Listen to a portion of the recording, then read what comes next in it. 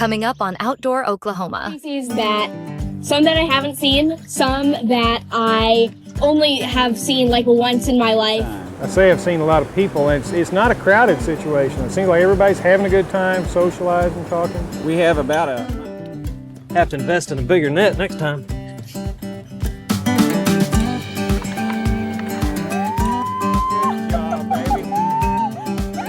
Flavor that comes out of that first bite. You get that rosemary right off the top. Oh, you got him! You got him, Emily! Oh! Nice mess of blue cat we have right there. Ready. Now folks, this is what we're after. This is what you get in Outdoor Oklahoma. Outdoor Oklahoma is brought to you by the Oklahoma Department of Wildlife Conservation, sharing the beauty, the adventure, and the spirit of Oklahoma's wild places.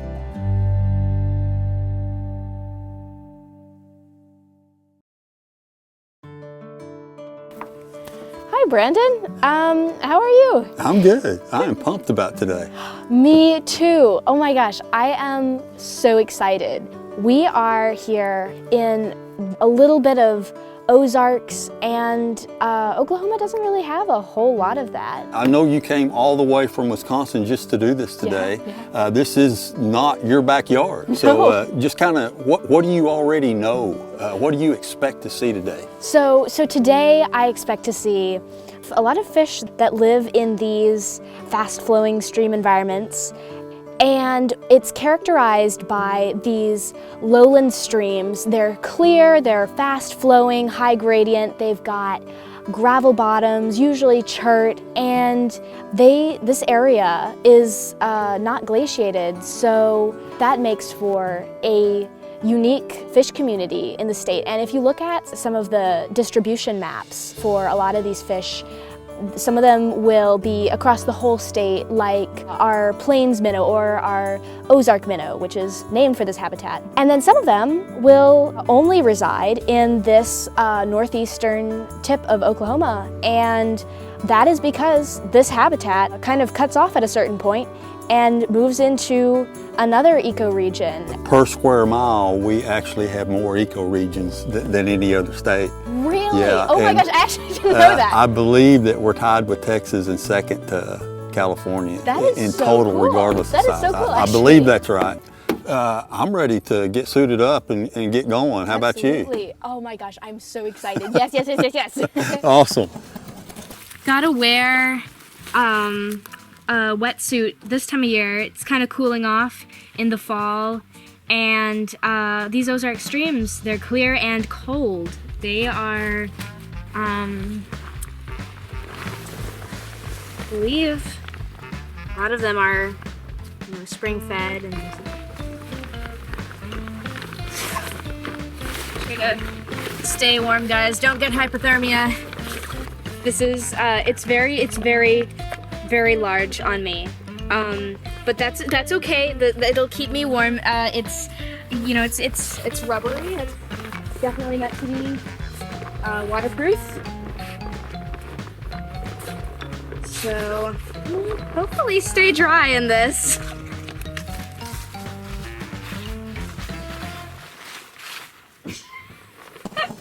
Let's go. Yeah, I met Maddie last summer, back in June at the NANFA convention down in Broken Bow.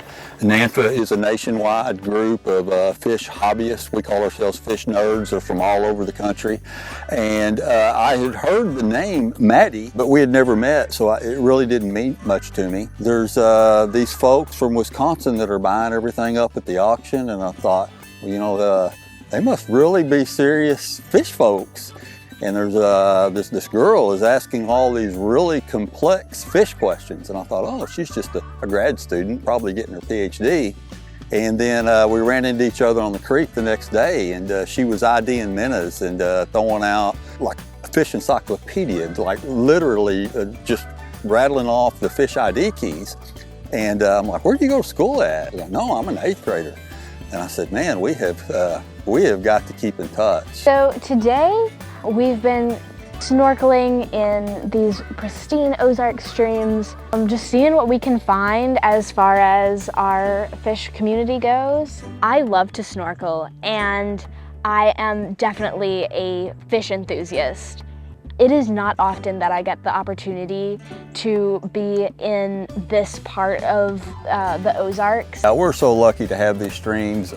I've always been interested in fish and the streams and that sort of thing, but even me, with having that interest and even working for the wildlife department, I was in my late 20s before I knew this part of Oklahoma really existed. And then once I found it, I just couldn't get enough of it. And of course, when you love something, you want to share that with other people. And this is one of those things, though, that it's hard to tell people about, but it's easy to show them. I am seeing fish species some that I haven't seen, some that I only have seen like once in my life, like a year and a half ago, up close, like within inches of me. They're coming up to me, they're saying hi, and I'm just I'm able to be in this environment with them, and it's like the water just kind of like surrounding me makes me feel, it's like it's calming, it's just this experience that is unique to being in community with species that are not your own. We've got, I think, 2 Camphistoma species, so 2 stone roller species, highland and either large scale or common. A Hypentalium species, so that's the hog sucker. Smallmouth bass, got I think cardinal shiners, and I may or may not have seen 1 ghost shiner, but I'm not exactly sure because it got away. And let's see, I've seen log perch. We've seen a Greenside Darter, which I have never seen before. Sculpin, banded. Another Ethiostoma. I'm not sure because it got away. Like, as soon as I got in, I saw the shiners and stone rollers, and then the rest I kind of looked for.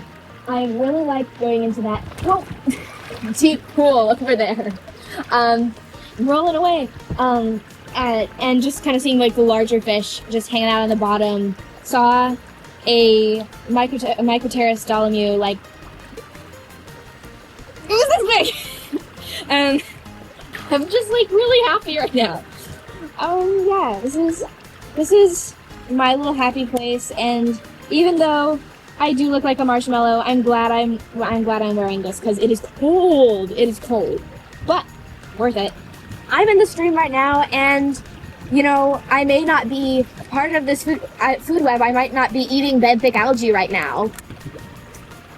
You, on the other side of this screen, me, everyone is part of this ecosystem. I cannot even begin to describe how, like, the amazement, the wonder, the joy that I felt seeing all of these stone rollers, these shiners, just within inches of me. So the diversity of our aquatic species can really tell us a lot about what is happening in the surrounding area. And in turn, we can look at the surrounding area without even having to go in with a dip net or go in with a snorkel and see what kind of fish are there, to know what the aquatic community is like. Maddie is really an outlier when it comes to fish and her knowledge. I don't know how she's learned so much in such a short time. If you're interested in fish, get out there, see them in the wild. You don't have to know every single species that you see. I think sometimes I'm like, I'm gonna grow up and I'm gonna be an ichthyologist, and so I have to know everything. You'll never know everything. There is no limit to the amount of stuff that you can learn. And that's the fun of it. We've got one Earth with a set amount of water, and fresh water as well is a commodity. It's a valuable resource. So we have to work together to protect that. She teaches us stuff all the time. I love it. We were always telling her things and showing her things, and I remember there was just a time where it was coming the other way, and it's awesome. We love it. That's true. That's true. Mom, Dad, if you're watching this right now, just know that you are the real deal. I may be the fish yapper, and person with the camera time, but you guys you are my support, and I am just so grateful that you helped me pursue my passion. Well, I definitely couldn't be where I am right now if it wasn't for you.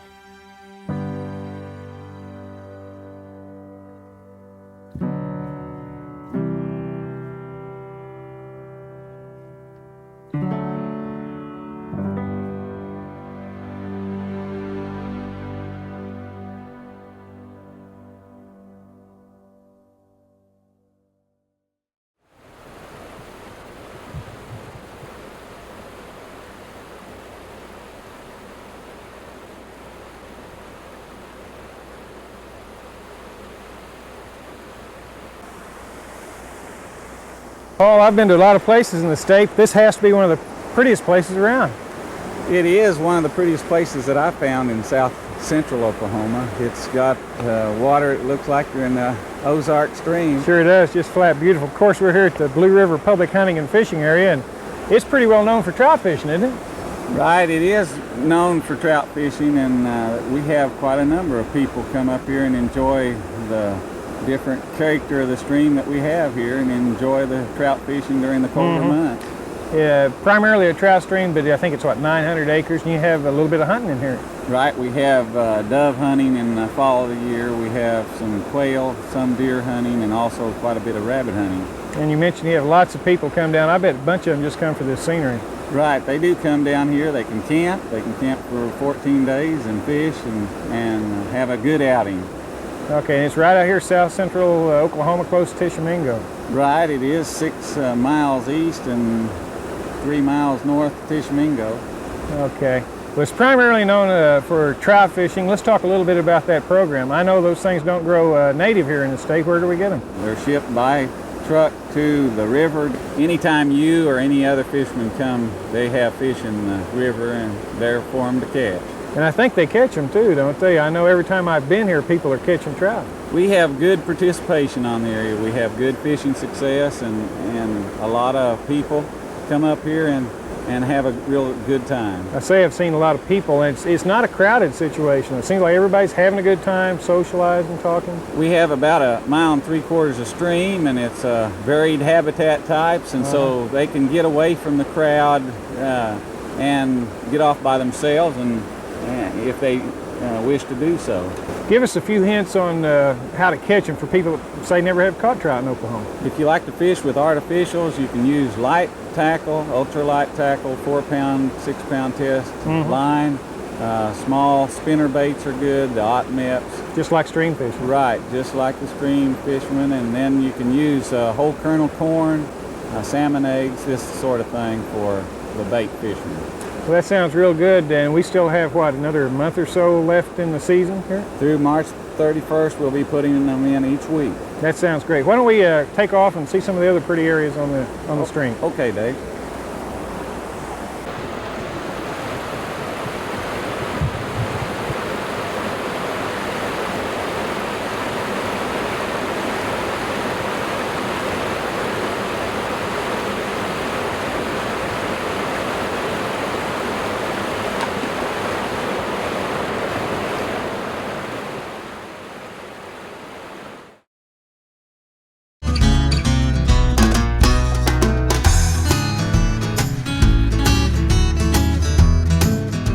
Wintertime striper fishing can be very good on Lake Texoma, very productive, and it really is the time of the year when you're more likely to catch some of the bigger stripers that we have here. What we're doing right now is we're looking for birds. Seagulls actively feeding this time of year are a pretty good indication that there's a school of striper. They're kind of like the bird dogs, you know, in a hunting situation. You can use those to help you locate where these schools of actively feeding fish are. So as you travel around, always have your eyes out. You know, having a pair of binoculars is always a great idea to help you locate the fish. Oftentimes we'll use the birds. So with this dead sticking technique, you're just going to drop the bait down and pretty much just hold the rod. The slow drift of the boat's all the motion that you're going to need.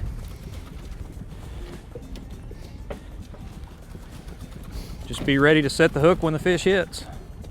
may have needed the bigger net on that one. Yeah. It's a good fish. Oh, great fish.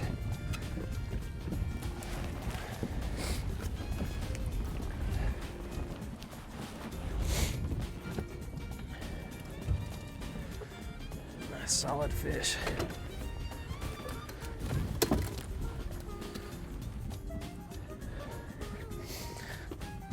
Get a hook right on the top of the mouth. Yeah, that's a great thing about this type of fishing. This artificial bait.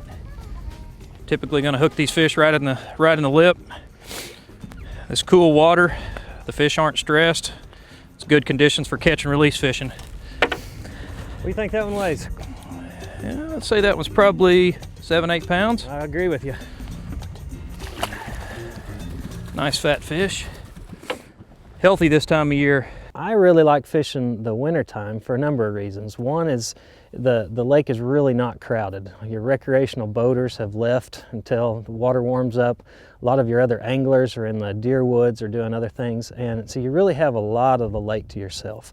It's also a great time of year to catch a big fish. The fish are feeding very aggressively at this time. They're efficient with the food that they eat, and they're just putting a lot of weight on. So it's a good time to come out and catch maybe your personal best fish. This technique just works real good in cold water. The fish are feeding on slow moving baits, and you drop this right in front of them and hold it still, and they'll just come up behind it and pick it up. The bite is oftentimes real subtle, so you have to be paying attention. A lot of times I don't even like to have a rod in the holder. Well, there it goes, it worked that time. Yep, fish on. Sometimes you'll miss a lot of fish because the bite is pretty it's not a real aggressive bite, and you'll miss some bites. But you might just crank that one up. I didn't even have it down all the way. Man, these fish are strong in the wintertime. These stripers love this cold water. Another nice fish. Yep.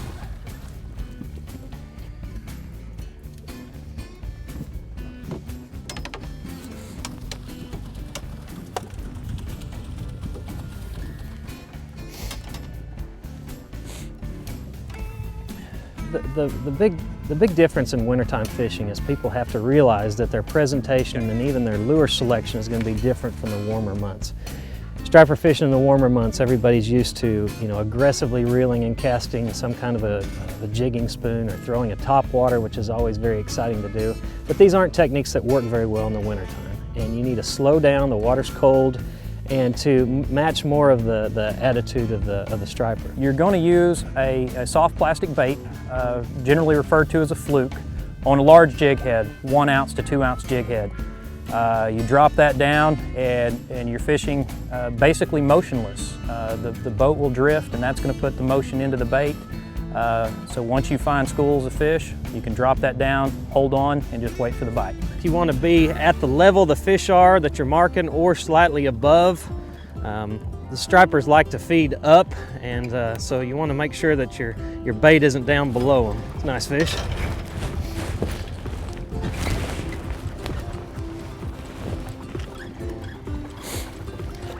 Hooked right on the top of the mouth again. Have to invest in a bigger net next time.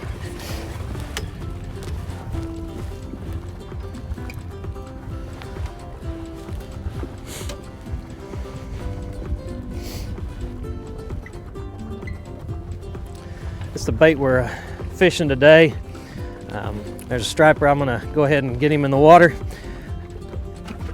This bait we're using today is just about a 2 ounce weight.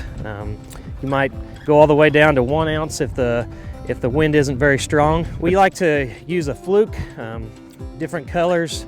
Doesn't seem to matter a whole lot some days. I think I got that one maybe a little more solid.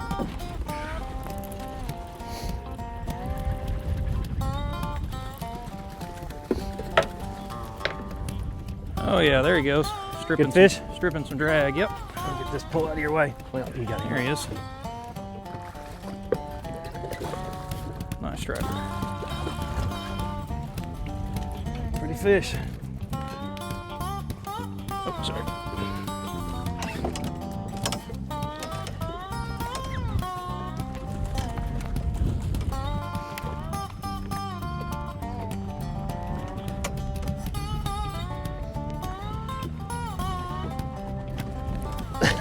Got one on? Yeah.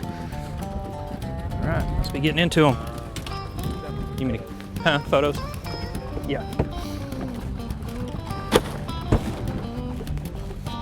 Got it.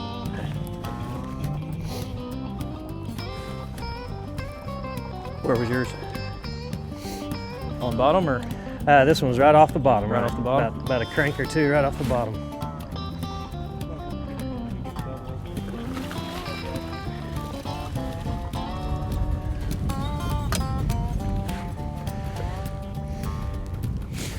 When a big school comes by and you got multiple rods going down at the same time, it's sure a lot of fun. Keeps you busy.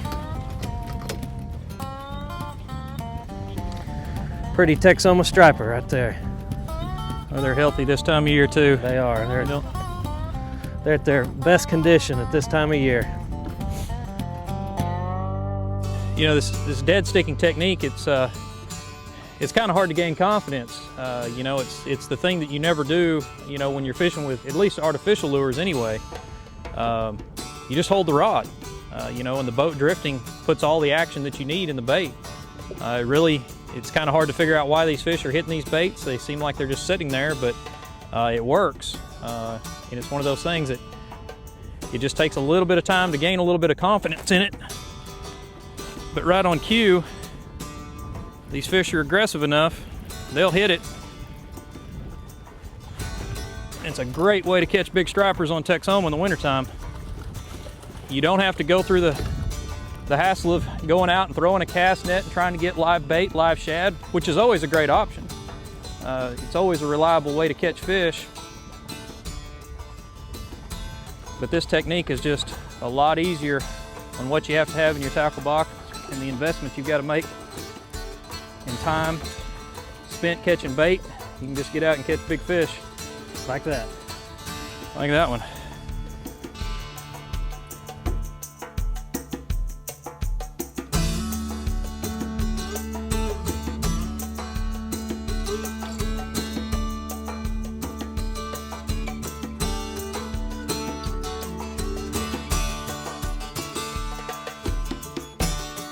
What we've got today is a nice light northern breeze. We've got overcast skies, which is really good conditions for fishing activity throughout the day. Sometimes catching fish is just being at the right place at the right time or lucking into them. But if anglers can kind of understand a little bit about the seasonal distribution of stripers in the lake, they can increase their chances of encountering them. A lot of times in the cold winter months, the fish have moved up into the upper halves of both of the river arms here in Texoma. So an angler can kind of reduce the size of the lake that they're out trying to find these stripers in by focusing on the upper half of each river arm. From that point, they can go out and try to find some birds working and then slow down and start using the electronics to find them. But especially this time of year, focus more on the upper ends of the lake.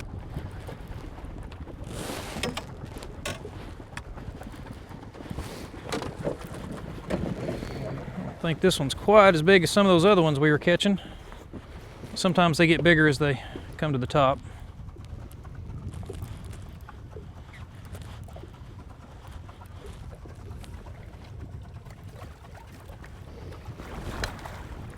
Oh yeah, thank you.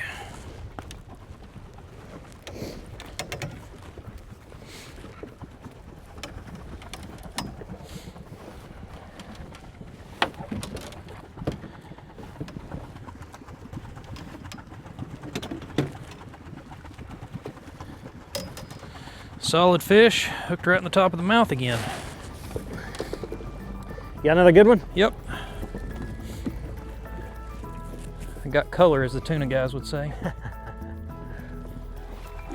Oh yeah. Oh, beautiful fish. There's a good one right there. Yeah. Nice fish.